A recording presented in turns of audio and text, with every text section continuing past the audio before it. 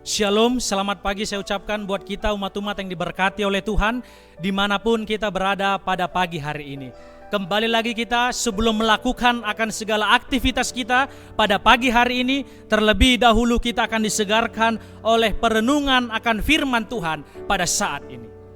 Dan sebelum kita juga melanjut akan mendengarkan renungan singkat ataupun renungan harian pada saat ini, terlebih dahulu kita satu di dalam doa. Bapa kami yang bertahta di dalam kerajaan sorga, pada saat ini ya Tuhan kami siap untuk mendengarkan akan firman Tuhan. Berbicaralah Engkau ya Tuhan dan pakailah hamba-Mu ini agar berkata-kata sesuai dan seturut dengan kehendak Tuhan saja. Terima kasih ya Tuhan, berkati kami juga dengan kuasa Roh Kudus agar kami bisa memahami dan mengerti akan pelajaran firman ini. Di dalam nama Yesus kami sudah berdoa dan mengucapkan syukur. Amin. Renungan pada saat ini ataupun pada pagi hari ini judulnya ialah siapakah orang yang beribadah? Ayatnya juga terdapat di dalam Yakobus 1 ayat 26 sampai ayatnya yang ke-27. Bunyinya di sini dikatakan, jikalau ada seorang menganggap dirinya beribadah tetapi tidak mengekang lidahnya, ia menipu dirinya sendiri, maka sia-sialah ibadahnya. Ayat 27, ibadah yang murni dan yang tak bercacat di hadapan Allah Bapa kita ialah mengunjungi yatim piatu dan janda-janda dalam kesusahan mereka dan menjaga supaya dirinya sendiri tidak dicemarkan oleh dunia. Di mana di sini juga kita sudah membaca akan ayat di dalam Yakobus 1 ayat 26 sampai ayat yang ke-27. Dan pada saat ini juga banyak sekali umat-umat Tuhan ataupun orang-orang Kristen zaman ini mengaku dirinya adalah umat yang sisa. Merasa mengaku memiliki agama yang benar di dalam kehidupan ini sesuai dengan apa perintah ataupun firman Tuhan di dalam kehidupan kita masing-masing. Namun yang menjadi problem ataupun masalahnya ialah kehidupan dan perbuatan serta kelakuan yang juga dimunculkan tidak sesuai dengan apa yang mungkin disampaikan di dalam kehidupan ini. Dari seorang mendengar firman sampai menjalankan firman, melewati juga beberapa langkah yang penting di dalam kehidupan kita. Supaya apa? Supaya kitalah yang menjadi orang yang beribadah kepada Tuhan di dalam kehidupan kita masing-masing.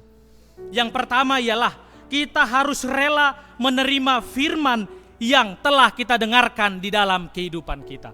Kita juga harus rela menerima firman Tuhan yang disampaikan kepada kita di dalam kehidupan kita masing-masing. Dan di mana juga bahwasanya kita sebagai manusia, mari mengoreksi akan kehidupan kita, yaitu kehidupan kekristenan kita masing-masing. Tuhan juga supaya kita meminta agar Tuhan kembali menguatkan kita, agar juga Tuhan di dalam kehidupan ini selalu memberikan akan kemampuan supaya kita bisa melakukannya. Meneladani anak manusia di dalam kehidupan kita, yaitu Yesus Kristus, menjadi semakin mirip dengannya di dalam kehidupan kita masing-masing. Dan yang kedua ialah siapakah orang-orang yang beribadah tersebut? Ialah orang-orang yang merenungkannya ataupun yang merenungkan firman Allah itu siang dan malam di dalam kehidupan kita. Karena dikatakan berbahagialah orang yang merenungkan firman Tuhan dan mengingatnya. Artinya juga di dalam kehidupan kita, selain telinga kita mendengar, otak kita juga bekerja ataupun mengunyah, dan juga supaya kita tahu apa yang harus kita lakukan di dalam kehidupan kita. Karena apa? Karena firman Tuhan juga bisa membersihkan akan pikiran-pikiran duniawi kita di dalam kehidupan ini dan mengoreksi akan kehidupan kita. Apakah kita juga sudah layak, apakah belum? Dan yang selanjutnya ialah mengimaninya.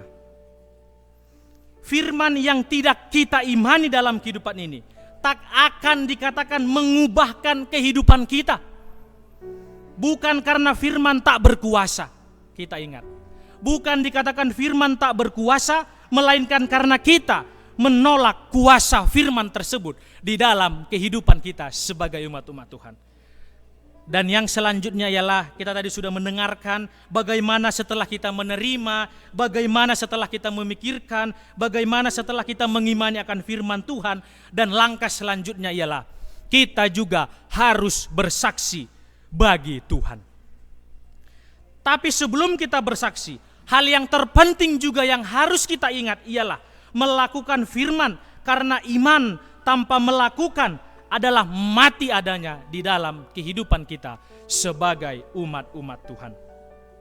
Kita lihat tadi di dalam firman Tuhan Yakobus pasal yang pertama ayat 26 dan 27, khususnya di ayat yang ke-27, mengandung dua unsur ibadah yang besar sekali di dalam kehidupan kita. Apa itu? Yaitu murni dan tak bercacat di hadapan Allah.